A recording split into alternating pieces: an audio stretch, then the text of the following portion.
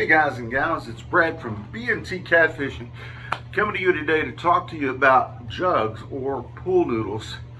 And we're going to do a do-it-yourself video on how to make those. We're going to discuss them here first a little bit and talk about different types. First off, you can go out and purchase some of those noodles. You can get them at Walmart, you can get them at Academy Sport and Outdoors. You can get them probably a lot of your bait and tackle stores locally for you guys. But if you're wanting to make them, really all you need some PVC pipe, some cat pieces, some pool noodles, and maybe a cutter for your PVC, and a knife, and that's pretty much it. Now, there's a design right here that some people go to, and they put extra time, extra money. They're getting the extra long length in the PVC pipe here, and they've got their caps on, and then they've got an eye hook on the end right here. And that's what they're going to hook their line to, so on and so forth.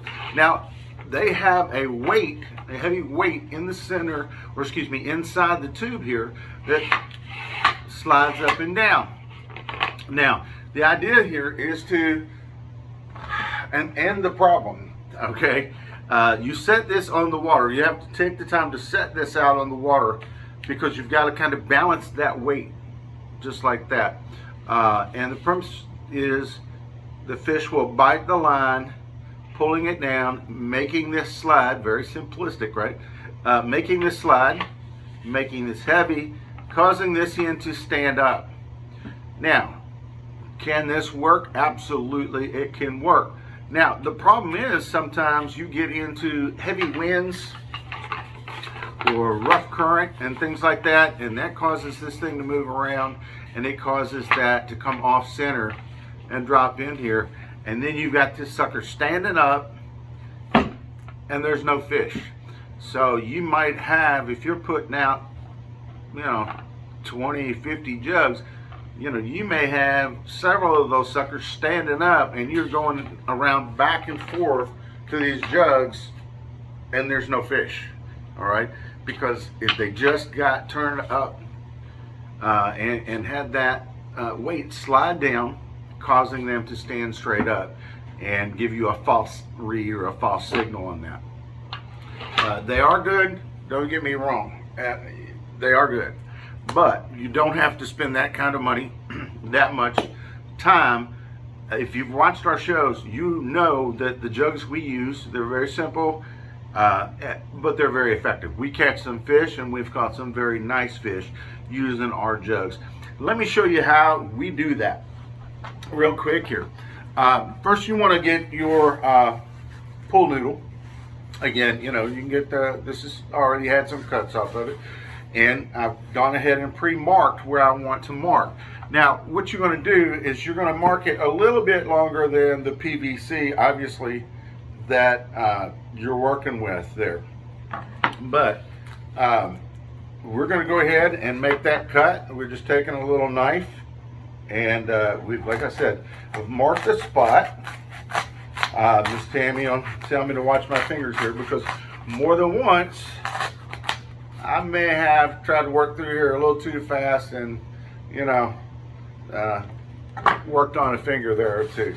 So there you go. We've cut this. We got that piece there. Now your PVC section, they can come in 10 feet. They can come in 2 feet, and so on and so forth, or whatever. We're just doing them about a foot long.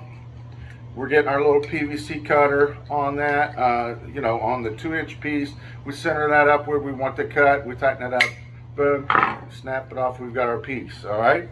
So we're going to go ahead and put that in our tube. Now, some people go ahead and they like to put some glue on there, PVC glue, to hold that on there as well. Your cap pieces are going to help hold this on also. If you want to put some PVC type glue on here, you can go ahead and do that. But pop your cap on. Your noodle's starting to look like this. Now at this point, we've got to look at our line that we want to use. Now you can come and tie your line at the end piece right here between the styrofoam here of the pool noodle and the cap. You can tie it right here, or you can come and you can tie a knot, or you can tie it to a washer or a nut or something like that, something small, and you can drop it in the end. Now obviously you can use braid on these noodles, and that works fine. Braid is nice and strong. The thing about braid, and we'll give you some advantages and disadvantages here. The thing about braid is the catfish have some good teeth, and that will cut this braid over a period of time and wear that out.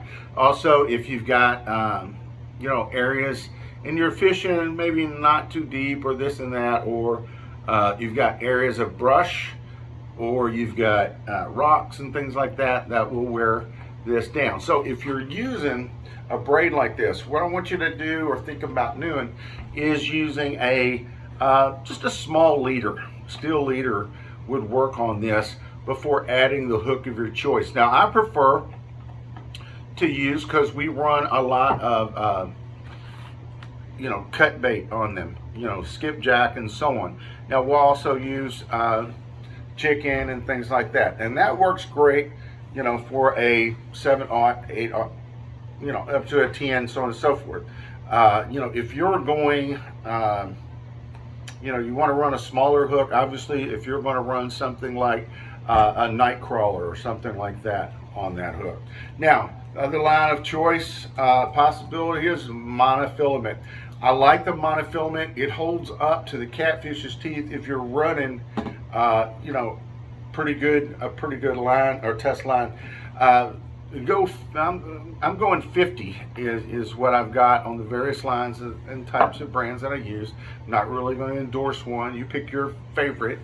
But I go ahead and use like a 50-pound test on that sucker.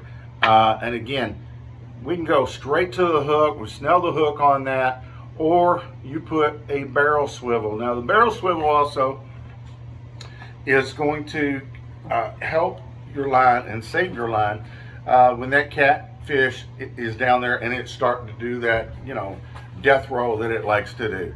So there you go. Again, you can tie it to a small nut, bolt, whatever, if you want to, your monofilament or the string. Throw it in the tube and then place your cap on top of it. Again, if you want to glue that sucker on, you can do that. Now here in Kentucky, we have to put our number, our ID number down here.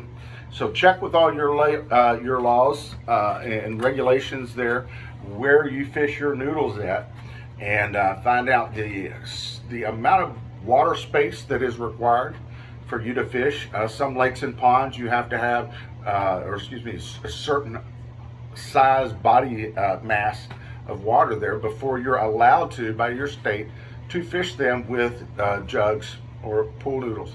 So be sure to check what your regulations are there. Again, these noodles are actually a fun way to spend part of your day, is just making some of these up and preparing them. And then when you're out there, man, if you watched our videos, you already know, right? When you're out there and you're fishing those pool noodles and you see them pull and they're standing up and they're bouncing or they're going underwater, man, that heart gets a pounding. It's a lot of fun. It is exciting. It's just an exciting way to fish. Again, this is a very inexpensive noodle and a way to make those noodles. And get out and try this. I hope this helped you, and I hope you get out there and catch a lot of fish and have a lot of fun with noodle fishing. Guys, be sure to subscribe to our channel, share this with your friends, and you know, keep watching. We're relatively new still to this channel, and putting out some content for you guys. So we're having fun. Miss Tammy and I are just we're just having a blast. So you guys keep watching. We'll keep putting out the content and giving you tips and suggestions to hopefully help you catch some more fish. You have a good night, and we'll catch you later.